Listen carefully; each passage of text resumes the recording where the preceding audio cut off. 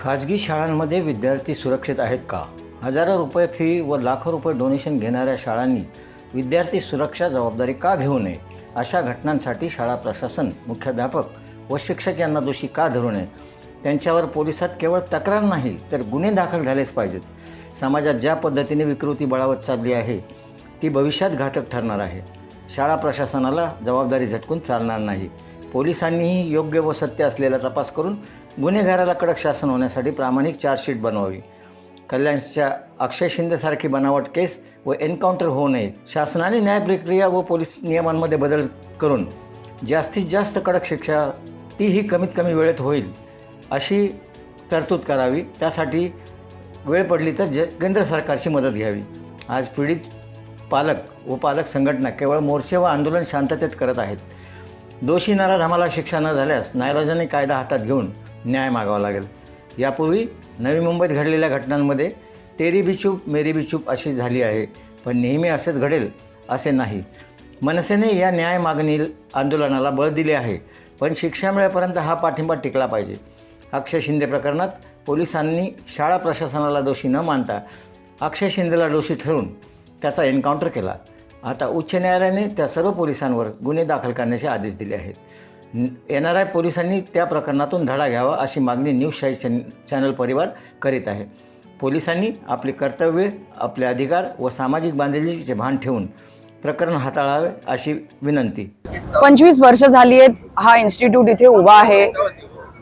सगळे पेरेंट्स एका उमेदाने आपल्या पोराला किंवा आपल्या जिगर का तुकडा म्हणतात आपण अशा इन्स्टिट्यूटमध्ये टाकतो, हे सोच के की एक वेळ येईल की इथून घडून येईल. आणि अशा इन्स्टिट्यूटमध्ये एवढी दुःखदायक घटना घडते. या घटनेनंतर मॅनेजमेंट, प्रिन्सिपल आणि सगळे चुप्प बसले आहेत. कुठल्या डोक्याने आम्ही म्हणजे एवढे घाबरलेले पेरेंट्स आहोत, एवढे शॉक्ड पेरेंट्स आहोत.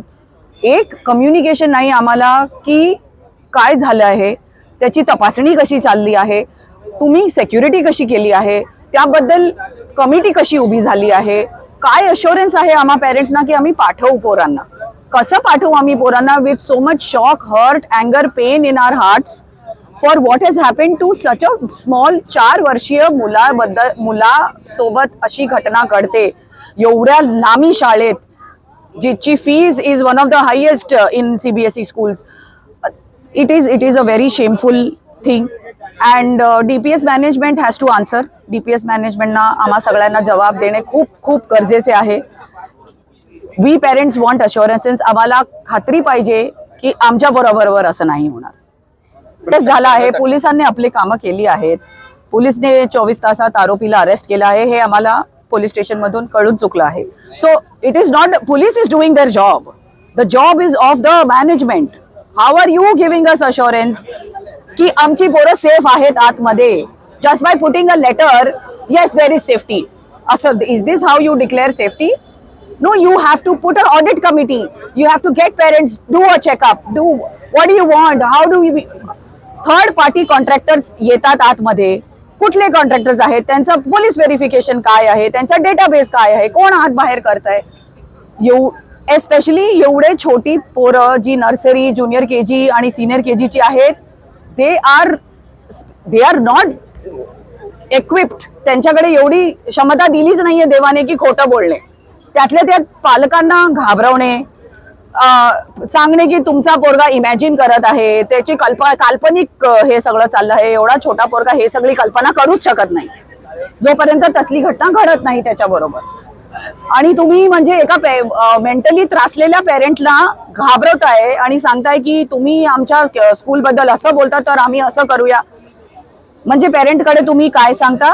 सोडून जा, चुप्प बसा, सोडून जा, देश सोडा, सिटी सोडा. I mean this is ridiculous. It's very sad. तर पेरेंट्ससाठी आम्ही इकडे उभे आहोत, आमच्या मुलांसाठी आम्ही इकडे उभे आहोत की कोणाबरोबर असं कधीच होऊ नये. हुकुमशाही आहे की न्याय आहे ही that is something that I can't comment on. मला एवढं माहिती आहे की शाळा व्यवस्थापन एवढी मोठी घटना घडते, सगळ्या पालकांना जबाब देणे त्यांची उत्तरदायित्व आहे. त्यांनी तसं कळवलेलं नव्हतं. त्याच वेळी त्यांनी बस ड्रायव्हरला क्लीन चिट दिली आणि सांगितलं की हे मुलाच्या डोक्यातले खूळ आहे असं सांगितलं त्यांनी. आणि त्यानंतर जेव्हा डॉक्टरांकडे गेले, खाजगी डॉक्टरांकडे, त्यानंतर हा प्रकार समोर आलेला आहे. आपण बघतोय की इथले जे DPS शाळेचे मुख्याध्यापक आहेत हे मागच्या 2-3 वर्षापूर्वी इथे आले आणि त्यानंतर अशा घटना इथे वारंवार घडत आहेत. इथे बघतोय आपण 2 वर्षापूर्वी इथल्या अनेक महिला शिक्षकांनी मोलेस्टेशनचे आरोप या प्रिन्सिपलवरती केलेले होते. त्याच्याबद्दलची तक्रार पोलीस स्टेशनमध्ये दर्ज आहे आणि महिलांनी असे आरोप केल्यानंतर महिलांचं सस्पेन्शन ह्या मुख्याध्यापकांनी केलं. आणि हे आपल्या ज्या महिलांच्या प्रति जे राज्य शासनाचं आणि केंद्र सरकारचं धोरण आहे त्याच्या विरुद्ध हे जाणार आहे. आपण बघितलं की बुलंदशहर मध्ये हे प्रिन्सिपल अगोदर होते आणि ह्यांच्यावरती असेच चार्जेस बुलंदशहरमध्ये पण आहेत. बुलंदशहरमध्ये 46 शिक्षकांना यांनी कामावरून काढून टाकलेलं. म्हणजे अशा प्रकारचे घटना हे वारंवार तिथे घडत होत्या. बुलंदशहरमध्ये एका नर्सनी यांच्यावरती आरोप केले होते. तिथले लोकप्रतिनिधी असतील. म्हणजे मला सांगायचं आहे की बुलंदशहर म्हणजे आपण म्हणतो उत्तर भारतातल्या त्या राज्यातले लोकप्रतिनिधी हे समोर आले. त्यांनी मुख्याध्यापकांच्या विरुद्ध बोलले, त्यांनी चार्जेस हे केले, फ्रेम केले. पण आपण बघतोय की शिक्षकांचं प्रकरण असेल 2-3 वर्षापूर्वी, तसंच आताचं हे 3-4 दिवसापूर्वी उघड झालेलं प्रकरण असेल, तसेच अशा घटना ह्याच्या अगोदरही घडलेल्या आहेत. तरी इथले स्थानिक लोकप्रतिनिधी, महिला लोकप्रतिनिधी का शांत आहेत, आमचा असा सवाल आहे. इथले नवी मुंबईचे मंत्री राज्याला लाभले ते का शांत आहेत. त्यांचे स्थानिक नगरसेवक इथे NRI मध्ये 50 मीटरच्या अंतरावर त्यांचे बरेच जण राहतात. एक पण का नाही आला. इथे लहान सहान NRI कॉलनीमध्ये किंवा इथं एखादी लहान सहान घटना घडली तर तात्काळ येणारे हे एवढे गंभीर प्रकरण झालेलं असताना पण का नाही आल्या. मंदाताई मात्र इथे का नाही आल्या. एवढे दिवस झाले, 3-4 दिवस का गप्पा बसलेल्या. तुमच्या 3-4 ॲडमिशनसाठी तुम्ही एवढं असंवेदनशील वागणार. देवेंद्र फडणवीस राज्य सरकार म्हणतं की आपल्या शिक्षण अभिवृद्धीसाठी 0 टॉलरन्स पॉलिसी. ही तुमची 0 टॉलरन्स पॉलिसी आहे. हा, तुमचे लोकप्रतिनिधी मंदाताई मात्र मुख घेऊन गप्प बसतात, शांत बसतात. पालक एवढ्या मोठ्या संख्येने इथे आलेले आहेत. हजारो पालक आज इथे आलेले आहेत. तिथं बघतोय हे 70-80% जे पालक आहेत ते भाजपचे मतदार आहेत. हे काय यांनी मनसेला मतदान नाही केलं तर दुसऱ्या कोणत्याही पक्षाला मतदान नाही केलं तरी भाजपचा एकही लोकप्रतिनिधी, एकही नगरसेवक, आमदार, खासदार इथे येत नाही. या आमदारांचा आम्ही इथे निषेध करतो आणि आमची मागणी आहे की हे जे प्रिन्सिपल आहेत मिस्टर वशिष्ठ त्यांचं तात्काळ निलंबन झालं पाहिजे आणि ह्यांना या पॉस्कोच्या गुन्ह्यामध्ये सहआरोपी हे केलंच पाहिजे. ही आमची मागणी आहे. तोपर्यंत आमचं हे आंदोलन संपणार नाही. याची दखल राज्य सरकारने घ्यावी. ती जी मागणी होती ती मागणी आम्ही त्याच दिवशी जेवून आमच्या पद्धतीने आम्ही करून घेतलेली आहे. पण ती मागणी अजून काही मान्य झालेली नाही. पण आज फक्त पेरेंट्सच्या सपोर्टसाठी आम्ही इथं आलेलो आहोत. आज पेरेंट्स जे सांगतील ते आम्ही इथं करायला तयार आहोत. आज पेरेंट्सच्या म्हणण्यावर आम्ही वागणार आहोत. आम्हाला घोषणा पण नाही द्यायच्या, पण त्याच्यासाठी आम्हाला पेरेंट्सनी पत्र दिलेलं आहे, पत्र आम्ही दिलेलं नाही. पण पेरेंट्सच्या सपोर्टला आम्ही येत आहोत. पेरेंट्स जे सांगेल ते आम्ही इथं करायला तयार आहोत. आणि दुसरी गोष्ट असं आहे, प्रिन्सिपलला आम्ही त्याच बोललो सहआरोपी करा. प्रशासन पूर्ण ढिम्मा आहे. प्रशासन पूर्ण त्यांच्या सपोर्टला आहे, कारवाई करायला तयार नाही. तर दुसरी गोष्ट आज एक मला समजली, आता ती खरी खोटी ते प्रशासनाने चेक करावं. त्या मुलाचं मेडिकल जे होतं पहिले त्याचं मेडिकल झालंच नाही. 24 तासानंतर मेडिकल झालं घरी जाऊन.